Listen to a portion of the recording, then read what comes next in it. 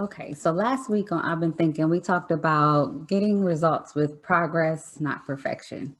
This week, I want to talk a little bit about what happens when you get the result that you've been seeking all along. And there's a little bit of my personal experience intertwined with this. Just like last week, I talked about tap dancing and how I wanted to be Sammy Davis Jr. and just get out on the dance floor and wow everybody from the very beginning. This week, I want to dive into imposter syndrome. And if you're not familiar with imposter syndrome, it's this feeling that you are incompetent or maybe just not meeting up to the expectations, or even a tendency to focus on the things that you are deficient in once you get into the role or the situation that you have been seeking. And I mean, that might not be the psychological definition, the professional definition, but that is the definition that we're going to go with for today.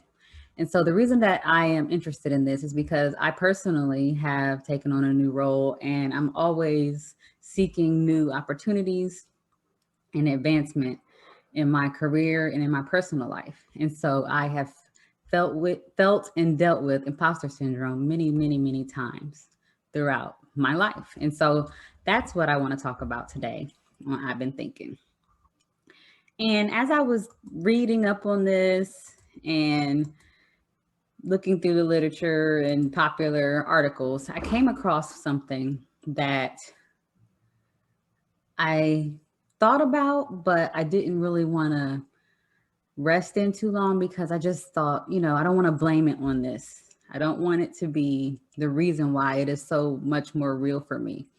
But this article really drove it home and it helped me acknowledge that this is a reality and it is my reality, it is my experience.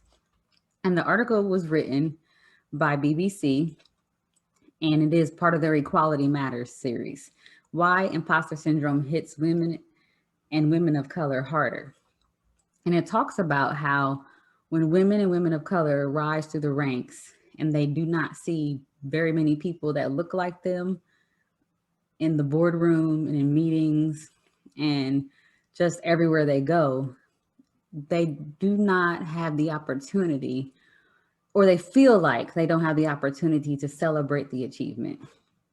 And so instead of celebrating, they often continue to strive to prove that they belong there. And I find myself doing that same thing sometimes. Not sometimes, a lot of the time. So you get that promotion, you get the job, and then you're like, yay, I did it. And then you stop and you go, but why? Why they pick me? Why am I here? Uh-oh, I better do more. I better make sure that they understand that I belong here instead of saying, I'm worthy and I earned it. The bottom line is, I know that I earned it because I've always been told that I should work harder, be smarter, do more, sleep less, show up earlier, get more A's, just grind harder than the next person because I have to prove myself more than the next person. That's how I was raised. That's how it's always been for me. I had to be 10 times smarter, more resilient, have tougher skin than everybody else around me. And yet, when I still accomplish things, I ask, am I worthy? And it's not because I don't think I am, not really, because I know that I earned it. It's because in the back of my mind, I wonder, why do they think I'm worthy? And then I need to prove to them that I am. And to me, that is the definition of imposter syndrome. And so I wanted to talk about it today because instead of wondering if I'm worthy, I think it's time to shift the conversation to, is imposter syndrome real? And answering that quickly and saying, yes, it is. Yeah, it's real. So, what do we do about it? First of all, I think we're already doing some work about it. We're moving beyond saying diversity and inclusion is not important. We know it is important, or at least I know it is. Many of you listening know it is, and we're starting to do something about it. We're doing the work of it, and we're making our workplaces better places. And we know that diversity and inclusion is an imperative, and we are making it a top priority. The second thing we need to do about it is we need to support people as we bring them into these workplaces and spaces and acknowledge that they are going to have these internal battles and conflicts. This is past trauma that they have experienced in their lives. When they start to second guess themselves and think they don't belong, it's not because they're not capable people. They are capable, but they have been battling and fighting and struggling all their lives to show they belong. So when they start to second guess themselves, it's not because they don't have the skills to do the job. It is because they've always been told they were second best or second rate, and they had to fight to prove it.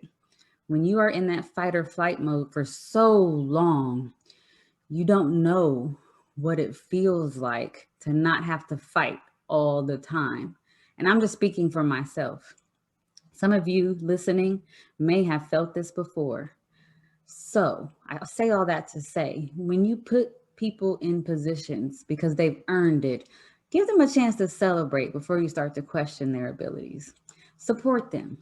And then for those of you who have imposter syndrome, show some self-compassion toward yourself. And I know that's easier said than done. I am not the best at self-compassion. I will be first one to raise my hand and say that. So I just say to myself, Kim, be kind to yourself. You know you deserve to be here. You've worked hard at it. No one gave you this. You earned it. And I say it till I mean it. And so I say all this to say, you are not an imposter, but imposter syndrome is real. You got the promotion, you got the job, you got the position, whatever it is, because you are worthy and you are enough. And so, my hope for you today is if you're listening, whatever it is that you are doubting yourself for, you may need some room for improvement. You may be striving to get better in some areas, but that just means you are aware, self aware. And that is even something to pat yourself on the back for.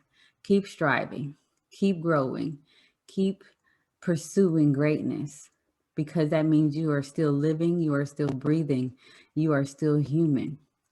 But stop for a second and smell the roses. I hope that you have enjoyed listening to I've Been Thinking today because you are worthy. And I see you, and I hope that you see you and all that you have achieved. Keep on becoming, keep on believing, and keep the faith. Thank you for listening.